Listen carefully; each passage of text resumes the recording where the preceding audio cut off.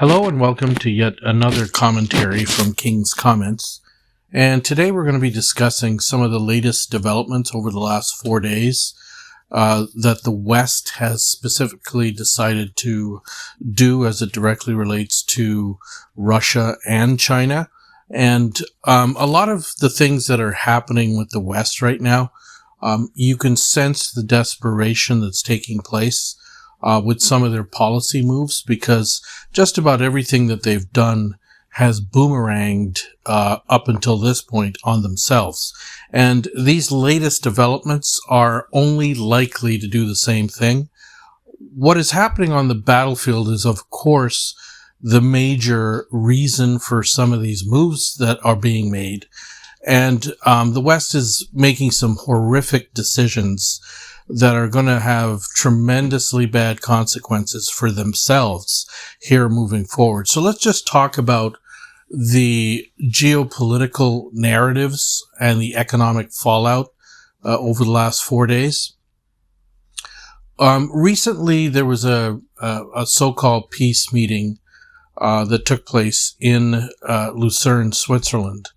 And I believe the majority of the countries that were represented there were specifically friends and allies of Ukraine and basically only Western countries for the most part, and their minions, wherever those countries are, very, very small countries.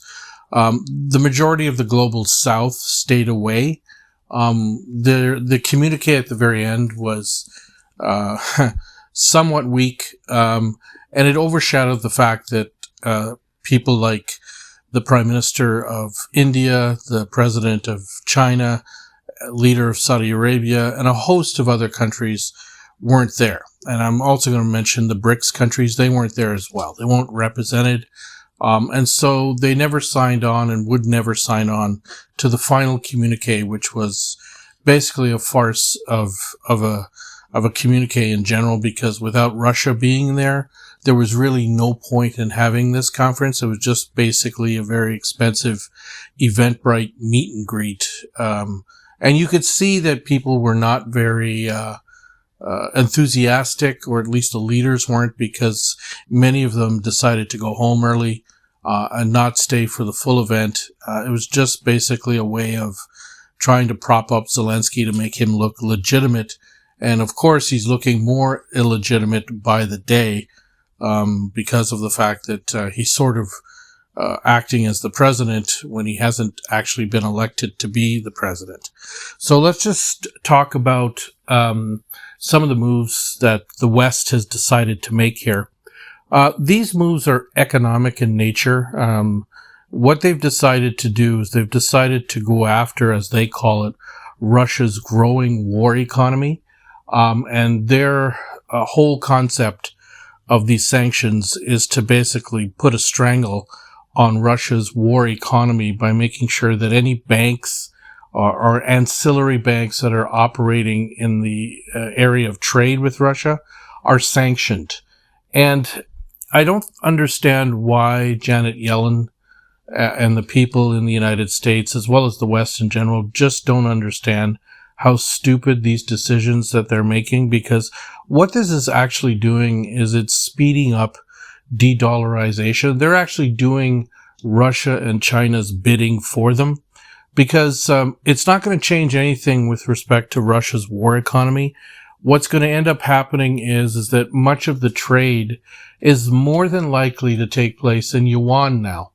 And what we're going to end up seeing, particularly in the exchanges in Russia, is we're going to see the euro and the dollar completely eliminated from the exchanges, as they were recently halted. And you're going to see the yuan become the reserve currency. And it's only going to speed up the trade and also speed up the process of Ambridge, which I talked about earlier, which is a different payment system that's going to be operating separate from the American-led SWIFT system. So this concept or notion that Russia's war economy is going to be strangled as a direct result of these new sanctions is a complete hocus pocus. We all know that the sanctions that they have put on Russia so far have done absolutely nothing to stop the growth of the Russian economy. To assume that the Russian economy is strictly driven by a war economy is completely ludicrous. Growth was around 5.4%. And the one thing that's interesting about this is that the defense spending only represents about 7% of Russia's GDP. So I'm not entirely certain where this idea comes from that growth or Russian growth is coming directly from its war economy. That's completely false. The World Bank upgraded Russia to the fourth largest economy and growing even more. That growth, in my opinion, as I see it, is driven by increased trade to the global south in what makes Russia an incredible place in general. So let's get into this real quickly, because I don't think people quite understand what Russia is. Some months ago, the European Union's foreign minister made a comment. He said that Russia was basically a gas station, and he's a complete moron because of the fact that Russia is so much more than a gas station. Russia is one of the largest producers, suppliers of oil and gas, as well as LNG. They also provide the most wheat in the world. They are one of the largest food producers of just about everything you can think of. That is very important for humanity in general. And they've been supplying Africa with wheat, with all sorts of products, coal, bitumen, aluminum, all sorts of products. Russia has it, and they can supply it. Now, the other thing is that you cannot isolate Russia because they're too big to be isolated. You can't isolate China. They're too big, and they have the world's largest economy at present to be isolated. So when you add the world's largest supplier of just about everything, and then you add that to the world's largest consumer of everything, which is China, then what you've got is you've got the makings of a self-sufficient system, regardless of what Russia does in trade with India, with Brazil, with the other BRICS countries, or around the world in general. Recently, Vladimir Putin, the president of Russia, was in Kazakhstan and Tajikistan. And it's interesting because all of these CSTO countries have basically decided that they're going to cooperate fully with Russia. And when you add the CSTO to China and Russia, that's a massive landmass that now is going to be doing all of their transactions in what amounts to yuan. So I want everyone to stop and think for a moment that what has happened here is that sanctions have actually sped up de-dollarization all over the world, but specifically in high-value commodities that the dollar can least afford to lose. Okay, so when you've got China, the largest consumer of everything, getting the majority of its goods now from Russia, and then opening up new pipelines and opportunities for accessing oil and gas, it defeats the blockade that the U.S. is trying to do to China with respect to oil and gas reserves. It defeats that purpose entirely. But more importantly, what it does is it secures trade between the largest landmass in the world. And that trade is happening without U.S. dollars being involved. Stop and think about that for a moment. I mean, we have to stop and think that that landmass right there represents close to, say, 1.7 billion people or more altogether. And then when you add the BRICS countries, who are intending now to go to a BRICS payment system and who want to settle trade in their own currencies. What that basically does is it means that, at least, at the very least, you've got now the majority of the world's population that is likely not to be using dollars for international trade settlement. And this process didn't have to go this fast that way. And it's sanctions that have done that, and it's crippled the West. It's crippled the West, and it's hurt Europe more than it's hurt the United States. And I have a profound understanding of this, to the extent that I believe that the United States sees Europe as a competitor, and perhaps crippling Europe was part of their process as it directly relates to getting them dependent on the United States. So let's just talk about the sanctions in the context of the European Union and each individual country in Europe in general. And this is where there's a real issue within Europe itself. So just so that everybody knows, you've got the European Union, which sort of is a body that I would say has virtually no power. It doesn't have the capability, unless it's unanimous capability, to make decisions without each nation going along with it.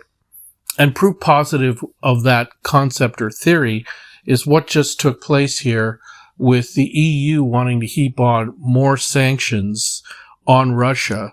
And they wanted to include liquefied natural gas. Germany, however, can't afford it.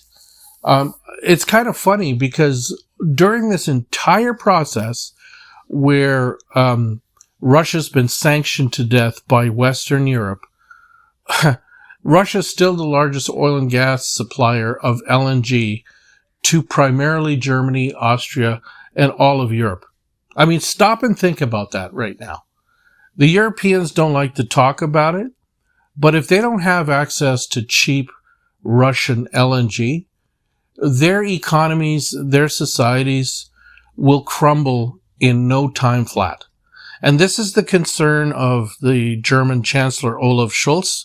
He stood in the way of those EU sanctions because they can't afford it in Germany. His approval ratings right now are on a fast track downwards. He's on a roller coaster ride down. I mean, his coalition is staring at about 16% in total approval ratings, and he can't afford to take the risk of completely deindustrializing the German economy and trying to get it off cheap Russian gas, because the alternative for Germany right now is to buy 2 times or 3 times, in a lot of cases, more expensive LNG from the United States. And that's the whole plan of the United States in general, was to make Europe dependent on them. And this is the problem that Europe has. Europe really has a problem because of the fact that each individual member country has their own reasons for not going along with a lot of the measures that the European Union intends to do. So let's just take a look, for example, at Hungary.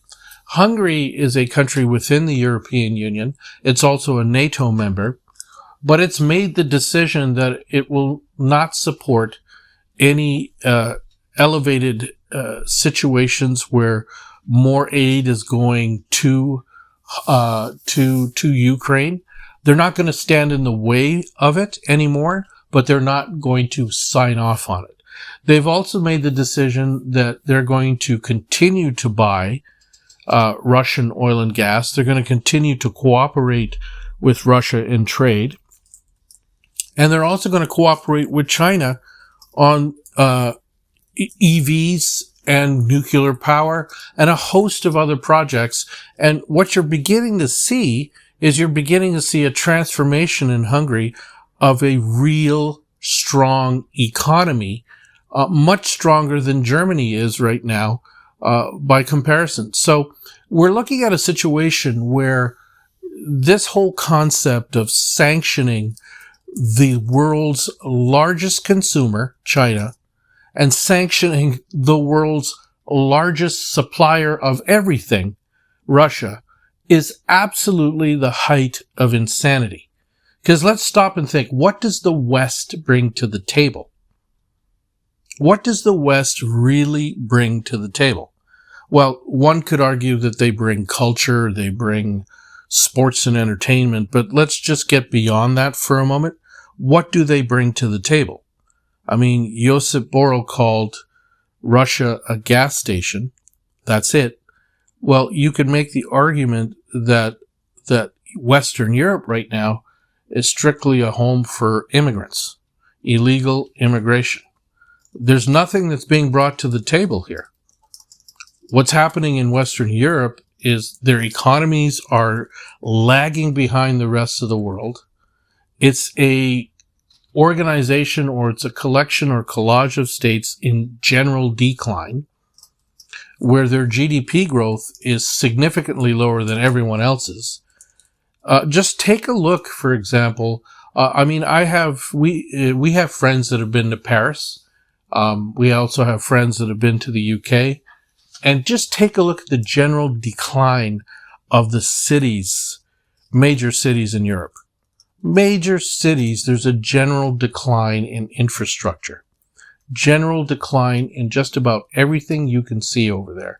And it's because of the fact that they're asking their citizens, once very, very, very rich citizens that are now poor, to expand their taxes even further to pay for this ridiculous war. I mean, stop and think. These billions of dollars that are being sent by Western Europe and the United States are coming at the expense of no domestic infrastructure development, no wish to go and spend that money within your own country. And that can only last so long. And this is one of the reasons why this next round of sanctions is just another measure that will be doomed to fail and seal the fate of what I believe to be the de-dollarization of the U.S. dollar and the emergence of a new reserve currency in what amounts to be a population issue at present. So, for example, you're going to see places like Brazil, places like India, places obviously like the huge landmass that is Russia, the CSTO, China. You're going to start to see all of those countries within that specific area, okay, trading again, I'm saying this again, trading huge amounts of volume, and it won't be in US dollars. It won't be in US dollars. So stop and think what that means for the economies. Also, stop and think what that means to US banks or Western banks that used to be able to house the assets of foreign citizens that were more inclined to work with Western banks than perhaps their own banks in the countries of origin.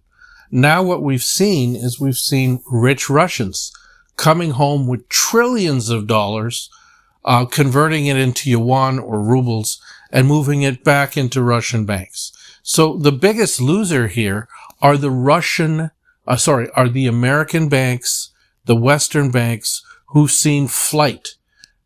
Not to mention the fact that this whole concept of seizing Russian assets is absolutely insane, because the equivalent amount of assets are sitting in Russian banks from Western companies and Western corporations. We're talking about $300 billion worth of Western funds sitting in Russian banks that can be expropriated tomorrow, just like what's being done. So all of this is a complete joke, because what it's doing is it's showing the rest of the world that the West and the United States are not reliable economic partners.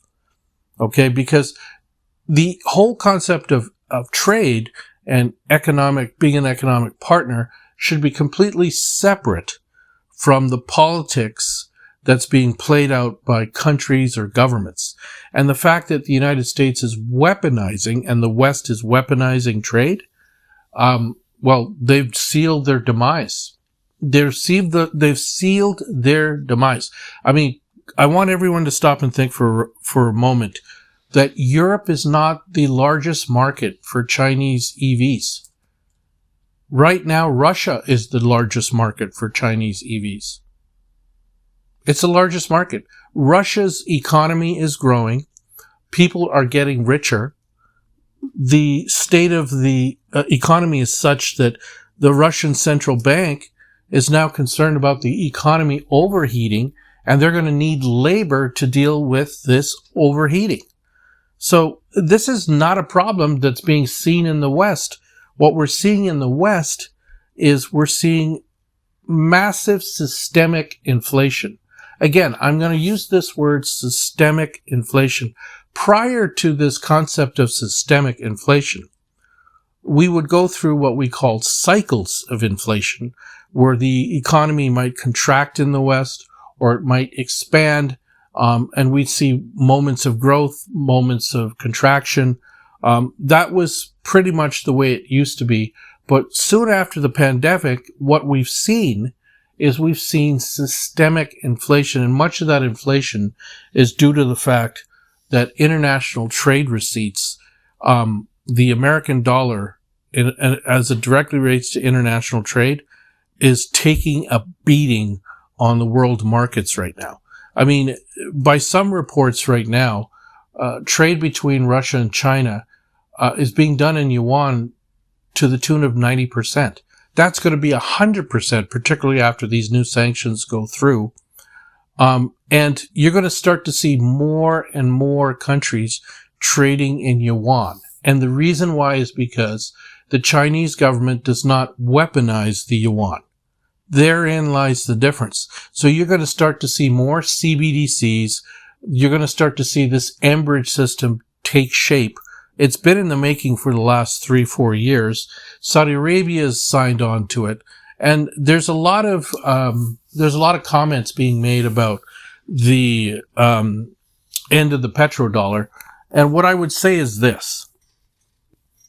The United States used to make a lot of money in receipts, trade receipts from international settlement from everyone trading in oil and gas. I mean, if you stop and think, oil and gas and food are the two largest commodities around the world that are traded, aside from commodities in general, other kinds of commodities. The United States would make money on every single transaction that took place. Not anymore. Now that China is the world's largest consumer, China can call the shots. And there's an old saying, he who has the gold makes the rules, and China is making the rules. So this is a huge development. Again, I'm going to make this comment. I don't see how the West, basically a paper player in today's world, can compete against the world's largest supplier of just about everything and the world's largest consumer of just about everything that have now teamed up to provide each other with what amounts to trade that makes them both self-sufficient.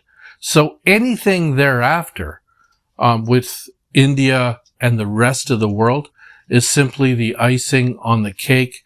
And when you add the BRICS countries that are seeing the benefits of trading in your own currency, this is only going to hasten the demise of the dollar's dominance. Now, Janet Yellen made a comment stating that, oh, well, we're not concerned about the dollar's dominance here. She should be concerned. And if the United States wasn't concerned, then they wouldn't have made all these trips to China in the past trying to convince them to stop dumping U.S. treasuries. And what we've noticed from China is that the days of the Chinese buying trillions of dollars worth of treasuries are long since gone. They have decided to dump, and they consistently will be dumping treasuries here until they probably hit no treasuries. And they're going to be exchanging it for gold. And again, this is something that the Russians are doing, the Chinese are doing, and that insulates their economies from inflation to the extent that the Western economies haven't been insulated. Again, I'm going to repeat this again. These latest sanctions, these latest everything, are a direct result of battlefield conditions. And, you know, when the war first started, it was thought that Russia was going to be a pushover. And we know the mustache gentleman back in the 40s made mention of the fact that all we had to do was kick the door down and the whole rotten thing would come down. Or kick the door in and the whole rotten thing would fall apart. Well, the West basically committed the same grave mistakes. They completely miscalculated the Russian economy, the Russian war effort, the Russian soldier, the Russian patriotism. They miscalculated everything. And these latest attempts are feeble attempts to try to create a condition where they can establish dominance and hope to cripple what amounts to be something that's not even close to being crippled and can't be crippled. Again, when you see Vladimir Putin traveling to China, traveling to other parts of the CSTO, traveling to Asia, like going to Vietnam, these are all things that are irking the West. But you have to stop and think, why are these other countries deciding to do business with Russia? It's very simple. Russia is the cheapest provider of oil and gas in the world. Is there any other reason why India buys Russian gas outside of the price? I mean, India, while it does have a special relationship with the Russians, and they've had that relationship for years, this is a price issue, and the fact that the Russians are able to provide this oil and gas as cheaply as they can is just another nail in the coffin to the West, because the amount of gas that the Europeans were buying is nothing like what the Chinese are buying, what the Indians are buying, what Asia will end up buying. And even countries like Japan, they need it. It's funny, you know, some of these countries that are against Russia and have sanctioned Russia won't sanction their own supplies of LNG coming from Russia, because without it, they can't survive. I mean, you know, again, the European Union wants Germany to cut off completely from Russian LNG. They won't. And the reason why they won't is because they will collapse. Their economies will collapse overnight. And this is something in the West that they don't want to see, because it's going to cripple the taxpayers of all of these countries.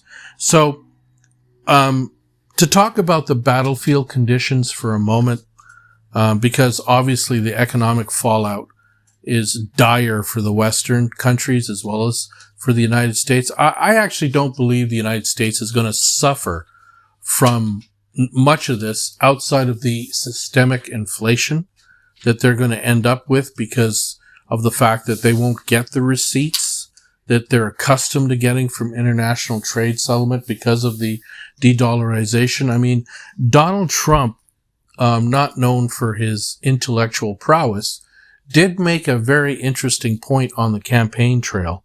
And that is that he threatens to sanction countries who refuse to trade in dollars. Now, I want you to stop and think. He wants to sanction countries that don't want to trade in dollars. You want to know why he wants to do that? It's because he realizes the impact on the U.S. economy. The long-term and short-term impact is going to be systemic inflation, not based on cycles, but based off of the fact that the Fed just prints money infinitum since it got off the gold standard in 1973. And they were able to do that because of the fact that they had this They had this petrodollar agreement. They had the Bretton Woods agreement, and they just figured that over time this would continue and there would never be anything to compete against them. And now what they're seeing right before their very eyes is the direct competitor, which is the Chinese yuan. And they're also seeing the fact that, that the world's largest supplier of goods and services and products and commodities and food is not going to be harmed by any of the sanctions and hasn't been harmed to the extent that their economy's grown because of the fact that they have a reliable resource right on their doorstep, a reliable consumer that needs to buy those goods and services. They need it. They need Russian wheat. They need, and this is going to come to the detriment of other countries. So why would China buy Canadian wheat? Why would China buy Argentine wheat? It can buy it from Russia, who's a friend. I mean, stop and think that what this is going to do for countries like Canada. Why would China buy lumber from Canada or wood products from Canada when they could get it from Russia? I mean, this is going to harm the economies of the West in a way that they haven't thought about on a long-term basis. Again, you cannot isolate the world's largest consumer, the world's largest supplier, and not know that there's going to be consequences of those actions. So unless the West is prepared to trade, what I like to say, intrinsically, internally, and become isolationist, then they're going to have to face the fact that multipolarity, or the multipolar world, is a fact that's hitting them hard right now. And this is something I think that the West is having a very difficult time having to deal with, is that they're no longer the top dog. And they're seeing that play out here, because people, countries, governments, leaders, they don't care. You're starting to see that in places like Vietnam, where the Vietnamese are only interested in doing what's right for them. They don't care about whether or not they'll be friends with the U.S., they'll be friends with Russia. Whatever suits their needs. And again, wherever their economies can grow, and that's going to come with expansion of their own currencies. It's going to come at the depreciation of the American dollar.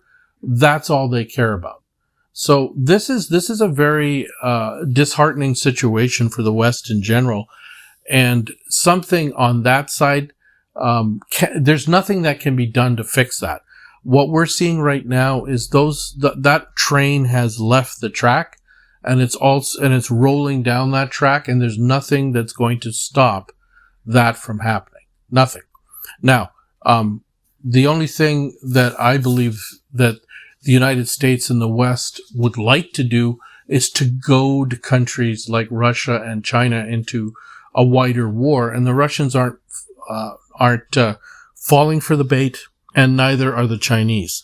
But they do have their red lines, and any conflict like that will affect the West demonstrably more than it will affect Russia and China, because the supply chains in Asia will be greatly affected. Trade will be affected.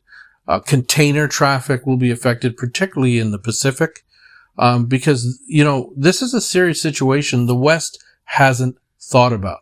But this is what happens when you start to realize that your power is seeping from you.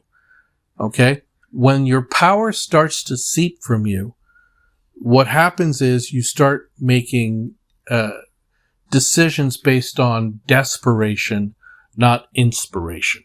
And this is what I would say about the West and its neoliberal, neocon leaders today, is that every decision that they have made has been based off of desperation, because they've miscalculated the fact that none of the things that they have traditionally relied upon in the past have worked. Again, you would have thought that the sanctions that they put on, for example, Iran, those kinds of sanctions that they put on Russia are like 10 times worse. has had absolutely no impact on the Russian economy. None whatsoever. So this has to find some, how do you say? It has to find some end at some point. And I'm making a prediction, and the prediction is that this multipolar world is on the tracks right now. It's going to force it's going to force Europe with the fact that they're no longer the top dog. And it's also going to create a situation where I believe the United States and the Western Hemisphere specifically deals with itself, as opposed to worrying about what the rest of the world is going to do, provided they elect different kinds of leaders. But Donald Trump does know that this is a major problem, and their economies in the United States are going to have to change as it directly relates to how much money they spend and where they spend it. If you're not spending money on your domestic consumption or domestic infrastructure, if you're not spending money to make your country better, but you're putting those hard-earned dollars in other countries and then seeing those countries waste it, like places like Ukraine or places like Taiwan, or places like Israel, then you're just simply screwing yourself. And this is the situation as it sits right now. Now, getting to the battlefield situation, I don't want to spend too much time on that, but it's been more of the same. The Ukrainian military, the amount of losses daily on the battlefield has increased to about 1,500 men a day. And as they start to rotate these new recruits into the front line, we're hearing that most of them have only had a week's worth of training, if that much, and they become cannon fodder very quickly. So to give you some context to this, there's an area of the front line called Kharkiv, which is in the far north, and the Russians have got about 15,000 men that they've got there that they basically set up as an incursion. It was never meant to capture the city of Kharkiv. It was simply meant as a diversion to move the Kabul divisions that the Ukrainians pieced together because of their concern for Kharkiv. It was simply meant to squeeze the Ukrainians and create a deficit on the Eastern Front. Okay, so what's happened there is that because of the massive amount of losses of artillery, tanks, personnel carriers, HIMARS systems, missile defense systems in that particular area, the Ukrainians are having to resort to bonsai charges of manpower in places like Vovochansk, where they've started to position like 25 to 30,000 men in what amounts to, as one gentleman put it, a meat grinder kill box. And the Russians are providing them with the fire and killing people on an industrial level, because the Ukrainians don't have the capacity to bring up any armor for any length of time before it gets spotted. So this is not a good situation. Again, the reason why in Vovochansk, for example, the Ukrainians can't seem to break out of this cauldron is because they don't have armor. It's that simple. You cannot fight wars with men alone and not have artillery and armor to back you up. They're relying on their FPV drone operators, but that's not enough, because the Russians are pounding them with fab bombs, pounding them with artillery, pounding them with their drone operators, and they're losing significantly less men because they're only positioning a few men in certain areas, inflicting massive casualties on the Ukrainians. And proof of that is this one area in Vovochansk. It's not the citadel. I can't remember what it's called exactly, but it's in the northern part of Vovochansk, and it's an area that the Ukrainians just recently lost. And the Russians only had about 50 to 75 men in that area, but they've been punishing, the Russian military has been punishing these counterattacks, and it's just basically meat, right? It's meat counterattacks.